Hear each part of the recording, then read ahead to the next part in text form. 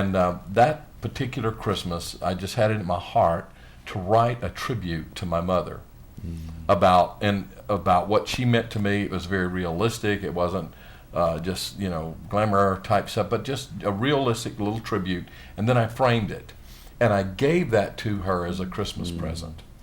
It cost me very little to nothing. It was mostly my time, my thoughts, what was in my heart, and I gave that to her, and that meant so much to her.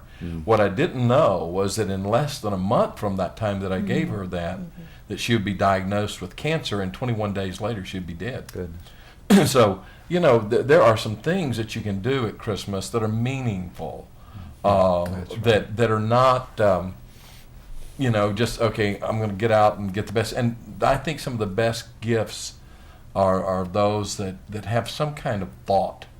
Our Christmas behind tree. them. Tell just some of the thoughts. I just concur so much with you, because one of the things we try to do with the gifts that we give our children is in the card that goes on the particular gift, highlight something that was significant from their life that last year, so that we're being able to affirm them, because it is true that the gift is so much more than something materialistic. It's a time to be able to affirm that life. The way we do that, we don't put their names on the gifts. It's a descriptive event, or to the one who, sang backup, or to the one who got a good score in his ACT, which is his. That's a faith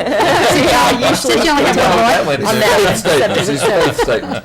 And I think that's what she's talking about. That there are no names. And then as far as gifts too, that's a place that I've found to put Jesus first in my holidays, is to take that list of what gifts and pray and say, Jesus, you lead me to these things. And I mean, I have amazing stories of things like a Little Miss Makeup when they were sold out of those all over town, and that was the only thing one of my children wanted, and literally the Lord leading me to a store, and at the top shelf there's one left, so to be able to say to her, you're significant to the Lord, and he had a part in this.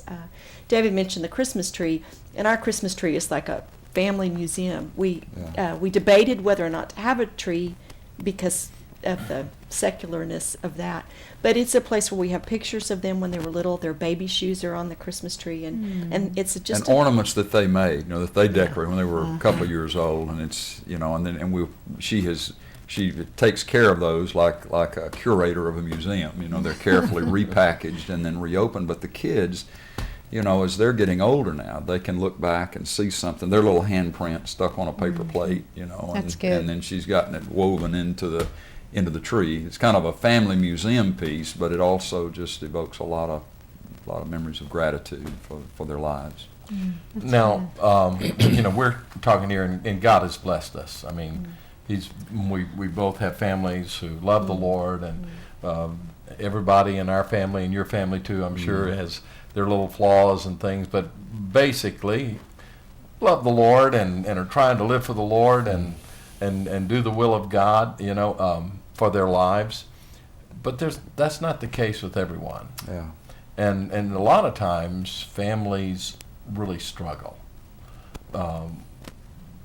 They come together, there's tensions. You might have a family that, boy, Jesus is the center, and they're coming together for that period of time with another family that Jesus is not the center, and maybe so how do you handle those tensions that arise? Then you've got others that are by themselves, that are going through some real loneliness because they had some wonderful times in the past, and now they're by themselves. So, Pastor, what do you do with that? How do you help people? As you were saying that, I was thinking, that there was a before Jesus and an after Jesus in your life, right? And I think that's what folks who are listening would really. How did what was the internal shift within you? But how were you able to focus on the creation of new memories to overshadow the power of the old memories in family settings? I think Shirley has had some of that kind of background as well, of the Lord's ability. So I'll bounce past that back to you two. How did that get for me, God just did it. He changed my life, and I understood what Christmas was about. I mean, we'd say it, it's about Jesus, type thing, but never really understood it in my heart. So I had a passion to really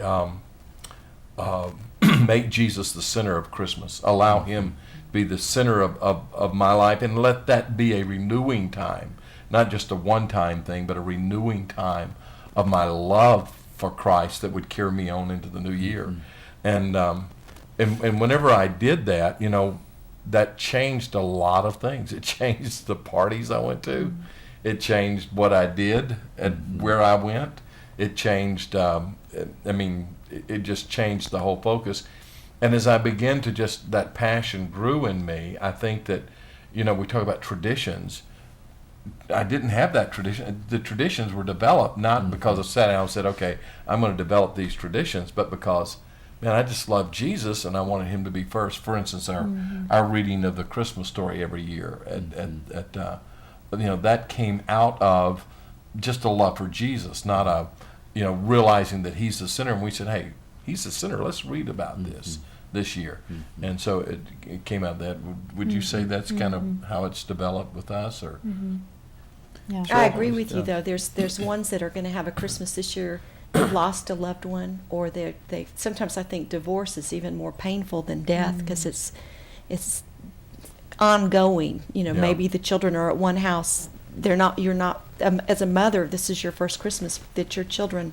You're going to wake up and they're going to be with their father, and those are difficult things. And the only point, I just know that the Scripture says that Jesus is near the brokenhearted, and that in those lonely places that he allows in our lives, out of his grace and goodness, he looks at the circumstances he allows us to walk through, and they're measured by him, that he has grace to meet at that point of need in your life. That you may be looking at a holiday and thinking, I don't know how I can do this. Well, you can't in your own strength, but you have an opportunity to know the glory of God in ways that some of us that maybe get busy and caught up with our families and stuff at this point will not know. And I want to encourage those that are watching or listening today that are looking at Christmas with dread, as though they'll have to face that by themselves. You won't face it by yourself. Jesus promises that he is near the brokenhearted